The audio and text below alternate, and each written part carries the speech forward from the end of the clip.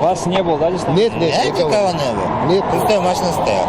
Водителю «Шевроле Кобальт» еще повезло, что в момент аварии он не был у своей машины и объяснил, что остановился в крайнем правом ряду, включил аварийную сигнализацию и выставил знак. Затем перебежал дорогу, чтобы встретиться со своим отцом, водителем КамАЗа. Их общение прервал громкий хлопок. Не знаю, как это произошло.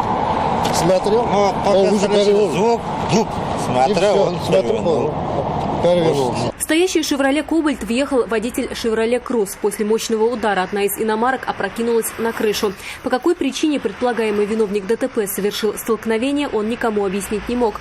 В перевернутой машине на тот момент находились 3 человека. Пострадала 16-летняя девушка. Это он сейчас никак не может разговаривать. То есть он ничего не объяснил, ничего такого? Вот только сейчас спрашиваю, а что там было? А он говорит, я не знаю. Удали все, я глаза открыл, перевернул машину. Он один в машине был? У него там 2 девушки тоже. Они уехали, что ли, там? Да, вот там. Ну, опаздывал, как? Друг приехал, взяли, по-моему, лили в больницу или... Ну скоро приезжал, никого не забрал, да? Нет. Если перевернутая «Шевроле» еще подлежит ремонту, то вот о второй машине такого не скажешь. Ее владелец считает, что восстанавливать транспортные средства уже не имеет смысла. Айгуль Бадрудинова, Айрат Назипов, Константин Бушуев. Вызов 112.